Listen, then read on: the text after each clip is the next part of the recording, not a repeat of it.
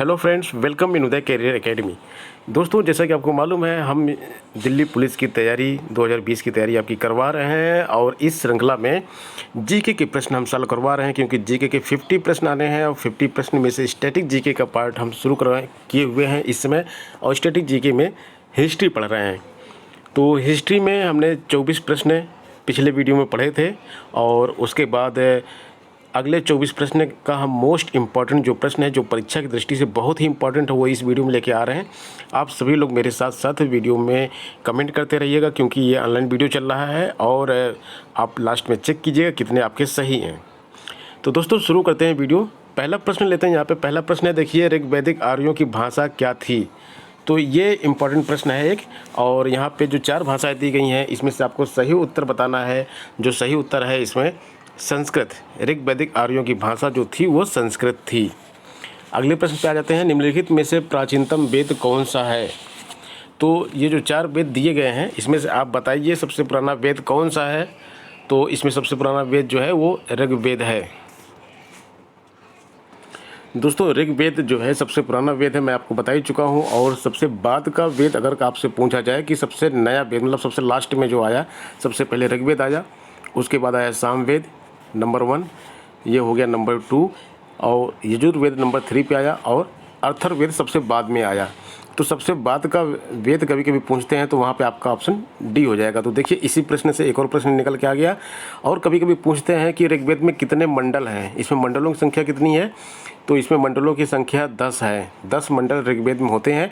और एक प्रश्न मैंने पिछले वीडियो में बताया था, जो लोग वो वीडियो ना देखे हों वो इससे समझ लें।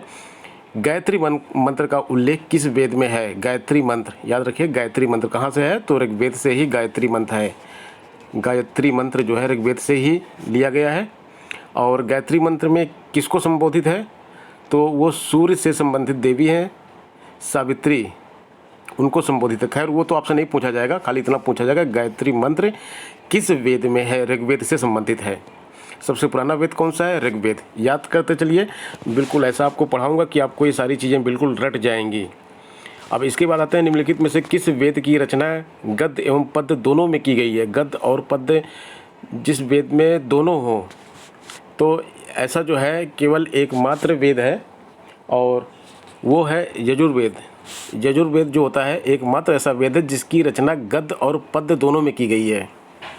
ठीक है। ऋग्वेद की रचना किस में है।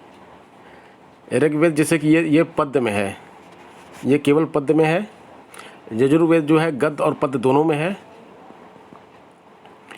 और इसके बाद आगे बढ़ते हैं। ऋग्वेद में विनिमय के माध्यम में किसका प्रयोग किया जाता है। एक चीज़ और आपको बता दें आगे बढ़ने से पहले, ये प्रश्न अपने आप में बहुत ही ज़्यादा इम्पॉर्टेंट है। ये प्रश्न आपको इस तरह से याद होना चाहिए कि जैसे सोते समय भी आप कोई जगह पूछे कि भाई किस वेद की रचना गद्य और पद्य दोनों में की गई है, तो आपको तुरंत बता देना है यजुर्वेद में। यजुर्वेद जो होता है उसमें गद्य और पद्य दोनों है। बहुत बार एग्जाम में आया है, हर एग्जाम में आता है ये प्रश्न। ठीक है। खैर, इसमें ऋग्वेद में विनिमय के माध्यम से किसका प्रयोग किया जाता है, तो विनिमय का जो माध्यम था ऋग्वेद में वो था गाय। गाय के रूप में सारी चीज़ें होती थी। कुछ भी चीज़ें जैसे आज विनिमय का आज जो है विनिमय का माध्यम क्या है, आज है रुपया। उस समय क्या थी, गाय। इतनी गाय दे दो और ये चीज़ ले लो गाय के बदले में। जैसे गांव में क्या होता है, लोग अनाज के बदले में चीज़ें लेते हैं, अनाज के बदले में सब्जी ले लेते हैं, अनाज के बदले में कुछ और भी सामान घर का खरीद लेते हैं, अनाज देते हैं और वो ले, तो पैसे उनके पास होते नहीं हैं। तो उसी तरह ऋग्वेद में जो होता है, गाय विनिमय का माध्यम थी उस समय, और जिसके पास जितनी ज़्यादा गायें होती थी वो उतना ज़्यादा धनवान माना जाता था ऋग्वेद में। ऋग्वैदिक काल की सबसे प्राचीन राजनीतिक संस्था कौन सी थी। यह प्रश्न भी इम्पॉर्टेंट है। इम्पॉर्टेंट क्या, मैं तो कहूँगा मोस्ट इम्पॉर्टेंट है। और इसमें जो है, जो राजनीतिक संस्थाएं थीं ऋग्वेद की, तो उसमें आता है सभा। सभा जो है यहाँ की राजनीतिक संस्था थी। दोस्तों, इस प्रश्न में एक चीज़ और आपको क्लियर कर देना चाहता हूँ कि सबसे प्राचीन, देखिए यहाँ पूछा गया सबसे प्राचीन राजनीतिक संस्था पूछी गई, तब हम सभा को बोल रहे हैं। वैसे ऋग वैदिक काल की जो राजनीतिक संस्थाएं थी वो सभा भी थी, समिति भी थी, विदत भी थी, लेकिन यहाँ पे सबसे प्राचीन पूछा गया। ध्यान रखिएगा, सबसे प्राचीन जब पूछा जाएगा तब सभा होगा, अन्यथा ये पूछा जाएगा कि कौन कौन सी राजनीतिक संस्थाएं थी, तो यहाँ पर दिया रहेगा ऑल ऑफ एबव, यानी कि उपरोक्त सभी, सभा, समिति और विदत तीनों आएगा इसमें। ध्यान रखिएगा इस चीज़ को। अगले प्रश्न पे आ जाते हैं। निम्नलिखित में से कौन सा युग में सुमेलित नहीं है? तो देखिए यहाँ पे नदियों के नाम लिखा है, ये प्राचीन नाम है नदियों के और ये आधुनिक नाम है। तो ऋग वैदिक नाम ये है और ये आधुनिक नाम आज की डेट में जिसको हम जानते हैं।